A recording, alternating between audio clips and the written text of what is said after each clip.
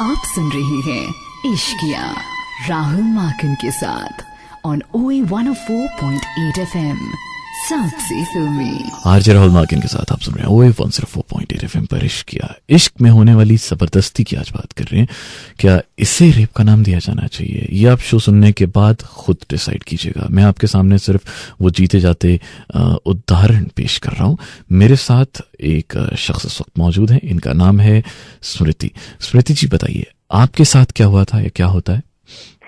ये काफी कॉमन है नॉर्मल रिलेशनशिप्स में। मतलब इट्स लाइक बंदा कहता है and you are not in a mood या फिर यू डोंट फील कंफर्टेबल, आप मना करोगे तो it's like okay fine, I am your boyfriend, मेरे को इतना भी राइट नहीं है, ओके फाइन मैं बात नहीं करूंगा, ठीक है जाओ। ऐसा आपके साथ मतलब अक्सर होता है या मतलब एक दो बार ही हुआ है? 2-3 बार हुआ है। अच्छा, तो फिर आप इस मामले में, ऐसे केस में आप क्या करती हैं? क्या आप मना कर देती हैं या you have to submit, you have to yield कि हाँ अब मैं क्या कर सकती हूँ? पहले तो मना ही करती हूँ बट देन इट्स लाइक एक हफ्ता बात नहीं होती, then finally I have to submit. तो इस बारे में आप अपने बॉयफ्रेंड्स को मतलब उसके साथ बैठकर बात क्यों नहीं करती हैं? अगर आप रिलेशनशिप में हैं तो ये तो प्यार है, प्यार में एक दूसरे की बात मानना ही तो प्यार होता है। ये जबरदस्ती करना थोड़ा ना प्यार होता है। Seriously but some people just don't get it ना, उनको समझाने के बाद भी नहीं समझते हैं। मैं आपकी बात से इत्तेफाक रखता हूँ, बिल्कुल सही कहा है आपने। थैंक यू सो मच स्मृति।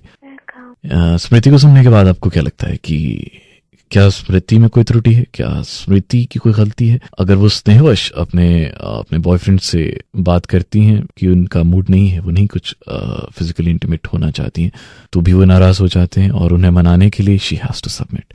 मोहब्बत इम्तिहान तो लेती है बट ऐसे इम्तिहान I really don't get it.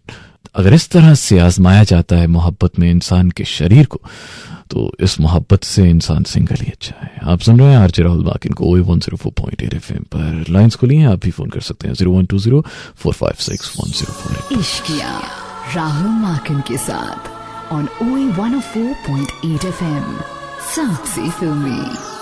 RJ Rahul माकिन के साथ OE 104.8 FM पर आप सुन रहे हैं इश्किया।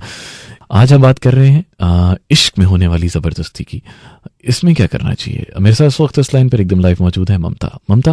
शादी अभी 15 मई 2010 में हुई थी। ओके। पटेल नगर में। और मेरे हस्बैंड 3 महीने तक मुझे मेरे जेठ के बच्चों के साथ सुलाया गया था। ओके।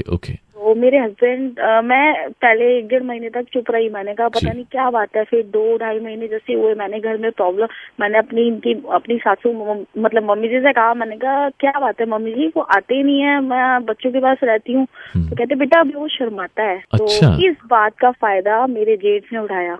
मैं किचन में होती थी तो पीछे से आगे पकड़ लेना, बाथरूम में होती थी तो एकदम बाथरूम में अंदर घुस जाना। तो मैंने अपनी जब सासू जी को बताया कि ऐसे ऐसे बात है, राजेश भैया अंदर ऐसे आ जाते हैं, तो मेरे से कहा गया कि यू कांट बिलीव, आप बिलीव नहीं करेंगे, यूं कहा गया कि सास और मेरी नंद सोनिया ये बोलती हैं कि क्या हो गया है, तो दोनों एक ही माँ के, खून तो एक ही है, अगर एक रात के लिए सो लोगी तो क्या हो जाएगा, हम तो कौन सा तुम्हारी डॉक्टरी करवा रहे हैं। My God. शादीपुर मेन बाजार में मेरी शादी हुई थी, लेकिन बाद में उन्होंने डिमांड की, मेरा भाई छोटे वाला बीमार था, कि अगर तुमने हमारा कहना नहीं माना तो आपको डिवोर्स के कागज घर पहुंच जाएंगे तेरे, अगर तूने अपने मम्मी पापा को बताया। मैं एक गरीब परिवार से हूँ, मैं फिर थोड़ा चुप रही, मैंने बताया नहीं। तो रात के 3 बजे मुझे घर से बाहर निकाल दिया गया ठंड में, रात के 3 बजे।